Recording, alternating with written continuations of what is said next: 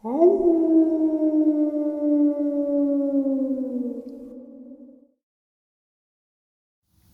greetings and salutations, everyone. Welcome back to tonight's second half. Before we jump into it, a couple links. As you know, I rely on Patreon, PayPal, channel membership, and the merch to help the channel to continue to grow and go. Links to Patreon, PayPal, and the membership are in the description below. Merch displayed directly under the video. Also, Dogman Frightening Encounters, Volume 1 through 3, the audiobook versions. They were written and researched by Tom Lyons, narrated and produced by me, Jeff Nadolny. Those audiobooks are available on Audible, Amazon, and iTunes, links to which are also in the description as well. And finally, last but definitely not least, if you'd really like to help support this channel to continue to grow and go, simply subscribe. It does not cost you a cent. Click that like button, takes half a second. If you don't want to miss out on any of the informative uploads I put out daily, click that bell icon, and folks, please leave a comment. Why? Well, because all of these things, they really do help this channel to continue to grow and go. And yes, they definitely matter. Now, everyone, I have taken far too much of your time. Let's jump into tonight's second half, shall we? Today's going to be something a little different. Yes, there are Dogman encounters in it, but there's some theory that I've been speculating on for a while now. Well, ever since the beginning of the quarantine, when that happened. Of course, everyone was watching Netflix. We were all engrossed in Tiger King and everybody else and everything else. And I watched a docu-series or docu-movie, whatever the hell, called Murder Mountain, about Humboldt County, California. And I started thinking, there's all of these deaths, or all of these disappearances, and unsolved. And of course, the law enforcement, with the news, are going to blame the marijuana farmers. It just didn't make a lot of sense to me, because when you're a marijuana farmer, you're going to want to grow in off the radar. You just, why kill somebody and then bring more heat to you?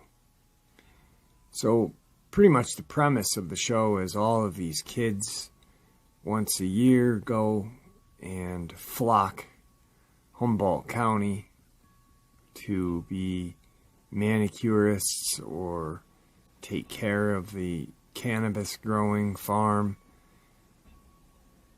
And they said that these drug dealers were eventually just killing them off, and which made absolutely no sense to me. So I started looking in the surrounding area, and in my mind, it's pure country for cryptid, Dogman, Sasquatch. So here's some stuff that I dug up and some encounters as well. I hope you guys like this, because it took me a little while to get it all together for you. Humboldt County is a county in the United States, California to be exact. As of 2010 census, the population was 132,646.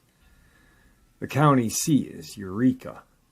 Humboldt County comprises the Eureka, Arcata, Fortuna, California Micropolitan Statistical Area. It is located on the far north coast, about 270 miles north of San Fran. Its primary population centers of Eureka, the site of a College of the Redwoods main campus and smaller college town of Arcata, site of Humboldt State University, are located adjacent to Humboldt Bay, California's second largest natural bay. Area cities and towns are known for hundreds of ornate examples of Victorian architecture. Humboldt County is a densely forested mountainous and rural county with about 110 miles of coastline, more than any other county in the state. Situated along the Pacific coast in the northern California rugged coast mountain range, with nearly 1,500,000 acres of combined public and private forest in production. Humboldt County alone produces 20% of total volume and 30% of the total volume of all forest products produced in California. The county contains over 40% of all remaining old-growth coast redwood forest, the vast majority of which is protected and strictly conserved within dozens of national, state, and local forests, parks, totaling approximately 680,000 acres, or 1,060 square miles. Now, right there is perfect. I mean, dense forests. You've got water. You've got game. Everything these cryptids need to survive. Now, this little bit of what I'm sharing with you is just to kind of paint the picture of what Humboldt County is. According to the United States Census Bureau, Humboldt County encompasses 4,052 square miles, 3,568 square miles of which is land, and 484 square miles is water. Cape Mendocino is the western point in California. Humboldt Bay, the only deep water port between San Fran and Coos Bay, Oregon, is located on the coast at the midpoint of the county. Humboldt County contains a diversity of plant and animal species with significant forest and coastal habitats. In coastal areas, there are extensive amounts of redwood forest. A prominent understory shrub is the toyden, whose northern range limit is in Humboldt County. Now let's look at the climate for this is perfect. The coastal zone of the county experiences very wet, cool winters and dry, mild, foggy summers. In the winter, temperatures range from the highs of 40 to 59, lows 32 to 49. Coastal summers are cool to mid, with the average highs of 60 to 69, and frequent fogs. Coastal summer temperatures range from 64 to 70, low 46 to 55. Now, if you think about this, this is just perfect. You've got dense forest, perfect water.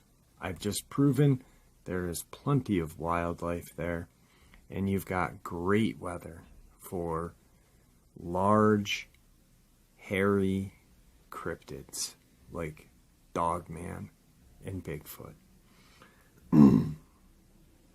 This is where it gets interesting. Humboldt County is known for an unusual amount of missing persons cases. It was highlighted as a part of the 2018 Netflix documentary, Murder Mountain. Why are there so many missing people in Humboldt County?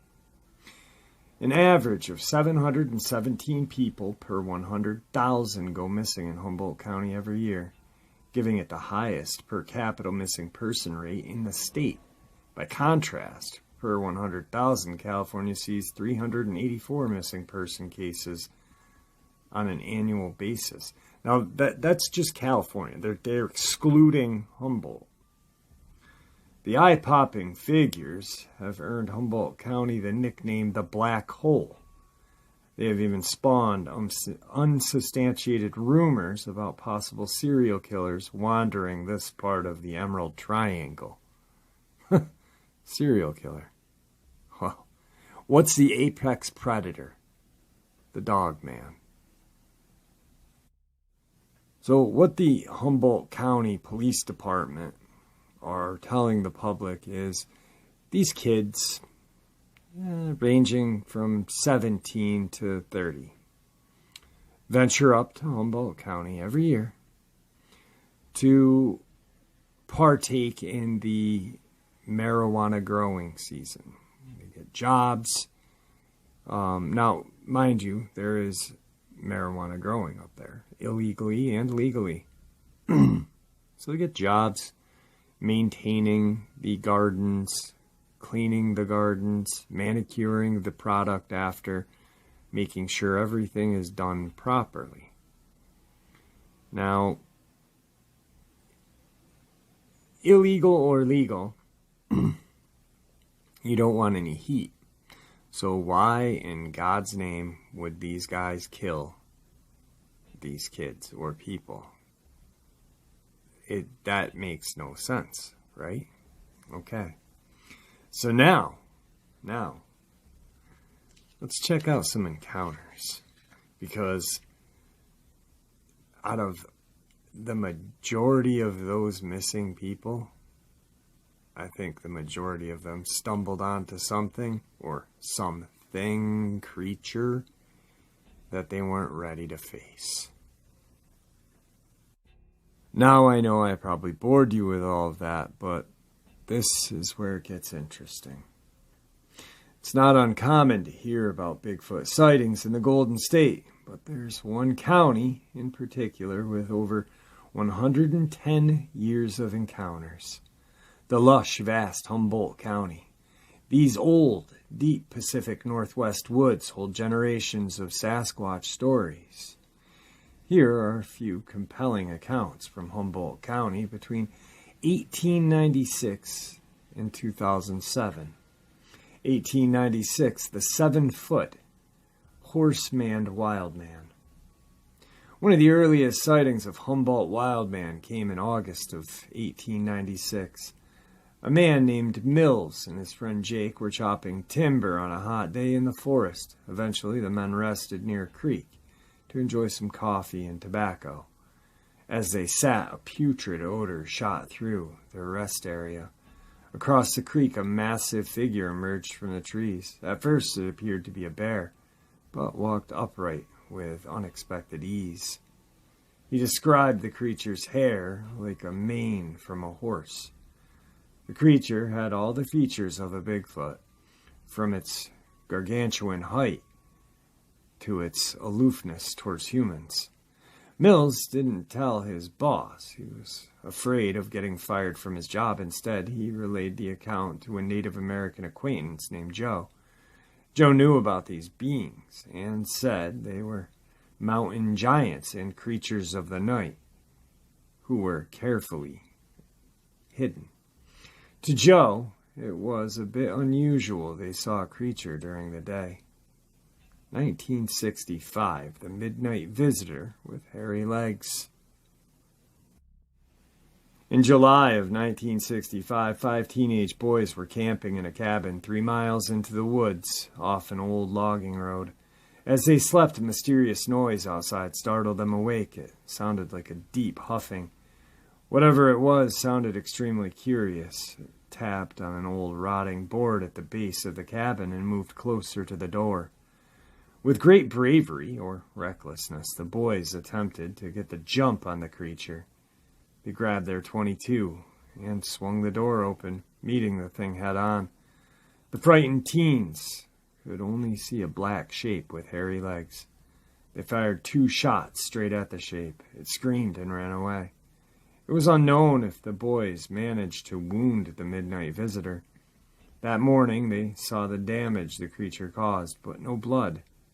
Did they shoot it? If so, was it immortal? The teens didn't care to find out. They left quickly. 1992, El River roadside sighting. In July of '92, a family was camping. As they were driving, enjoying the scenery, they were passing the El River, a stretch visible from Highway 101. They could see a hairy creature at the river. It was walking towards the woods. The family says it could not have been a bear since it walked more like a human. 2007. Anguished camp howls. In August of 2007, a family on a camping trip experienced 8 days' worth of bizarre sounds. Every morning around 4 in the morning, they heard long, piercing screams. They being sounded like it was in pain. It's common to hear unusual noises in the forest, but this noise was nothing they had ever heard before.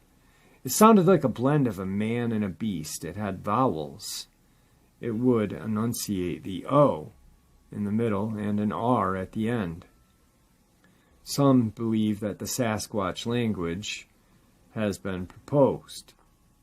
It's quite difficult to imagine it being a common animal, and the family was convinced it was something else. Other campers in the area heard the sound as well. The Eureka Dogman, 1951.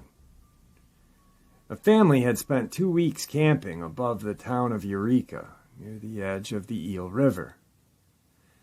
Their time in the area had been quiet, and they had been fishing on the river. While they had poor luck catching fish, they were still enjoying the beauty and peace of the location. The reporting witness, a girl, was 10 years old at the time of the incident and was reportedly fascinated with the natural world. While the family camped in the area, the girl developed a habit of taking a walk before breakfast. There was a pretty meadow between 1 and 2 miles from the camp, and the girl would walk through the area watching the mist rise off the grass. At around 10 o'clock in the morning, the girl entered the meadow and started to walk across it. She was headed for a small knoll located on the opposite end of the field. As she reached the foot of the knoll, she heard the distinct sound of someone walking nearby. She believed her little brother had followed her and was hiding close by, intending to jump out and try to scare her. Thinking she would preempt his attempt, she called out, "All right, I know you're there." To her surprise, it was not her little brother who appeared. The girl watched as a strange creature stepped out from behind the bushes and came into view. She froze in her tracks and looked at the thing. She described it as 7.5 to 8 feet tall, standing on 2 legs. The creature was brown in color, but the covering didn't look like normal fur. It seemed more like soft down. The being had small eyes set close together, and the witness stated that they had a red look about them. The thing's nose was very large and flat against its face. The mouth was large with strange-looking fangs. The creature was human in form with hands and feet of a large size. As if the thing's features weren't unsettling enough, the witness reported the strangest aspect of the sighting. The creature was wearing clothes, or at least the remnants of clothes. The garments were tattered and torn and barely covering the thing, but they were there nonetheless. As the girl stood there, the beast made a terrible growling sound that terrified her. At the sound, she ran from the scene as quickly as she could. She reached her family camp, winded and frightened. In fact, the witness reports that she remained scared for the rest of the time they were on location. Obviously, the description of the creature sounds familiar to the classic werewolf of popular film, complete with tattered clothes, as if it had transformed from a normal human form into a strange bipedal creature. Was the sighting merely a figment of the young girl's imagination, or something much, much stranger? Like many puzzling cryptid cases, we may never know the answer. No follow-up reports of the creature ever surfaced, but in recent years the account has become part of the growing database of Dogman sightings that have been collected around the country. Then I have this, which is an interesting little conversation between 2 people regarding Humboldt County. I was talking to a friend yesterday, and she was talking about going to national parks with her daughter. So, of course, I sent her the missing 411 video to make her aware of the danger. She isn't into Bigfoot or anything like that. The topic of cryptids has never come up. She listened to it and replied that she saw something strange once. Here's the conversation. What do you think? Her. I've never heard of rock or little people. It was different, the missing 411. I believe in supernatural shit, but for me, I honestly am more scared of fucking aliens. My daughter and I couldn't go to a park. So no kidnapping and wandering back into 200 years or being killed then placed in a lake with clean socks. She's making light of the disappearances. Her, what do you think of the stuff? Me, little people? They're savage. This is where things get interesting. Her, we've been out in the woods in Humboldt and seen some weird shit we can't explain. I know you can know where you're going in those woods and still end up completely lost because the forest plays tricks on people. I also know you don't want to be in the old growth at night because there's a huge fucking wolf thing, but its energy felt different. Like it wasn't an animal. It was terrifying. It just watched us. Wolf thing? What do you mean? Her. Yeah, it was in the pasture of cows, but the cows didn't even notice it. And I saw it and fucking freaked out. And my ex just held me, and we were watching it pass by the field off the road and back toward the tree line. It was a big dog thing on all fours. Me. Where was this? Her. Between Arcata and Eureka in Northern California. Her. It definitely looked like a full-grown werewolf. Her. We were far enough for it not to care, but not so far that we couldn't see it or its shape. I'm so glad it wasn't interested. We were the only two people on the road, and it was about 3 or 4. On the phone, she explained the creature was about 50 yards away. A photo of the Dogman on 2 legs got sent. She looked at it. Similar to the photo, just more canine looking. I wonder why the cows weren't bothered by it. She explained on the phone while it was going around the pasture, it was silent, not making the slightest sound. The cows didn't move. Maybe they were sleeping. When it was walking around by the cows, it was like it was walking shadow with a little bit of moonlight on it. But if it went into the open field, I don't understand how it could just disappear from sight without covering. We talked at great length on the phone after this text exchange. So, my theory is that Humboldt County is plagued by a murderous dogman, or many, or some sort of murderous squatch. There's been numerous accounts of each. I think that the police in that area are not going to label it what it really is, because then there's a whole bunch of cover-up to be made, so a quick, easy cover-up: drugs, kids disappearing, murder, buried in the woods. But, like I said, these legal or illegal drug growers, marijuana growers, don't want any heat. So why would they attract it by killing mass amounts of people out there? It just doesn't make sense. So there's my theory, and let me know what you thought of that. I really think there is something going on there. Here's a crazy little encounter that I stumbled on to end the night with. Houston, Texas. When I was maybe 7 years old, I was going into my mom's room, but I looked to the left out the window. There were these red eyes staring into the house. Judging from the eyes, this thing had to be at least 7 feet tall. I brushed this encounter off until I was in middle school when I was woke one night by my parents screaming at something.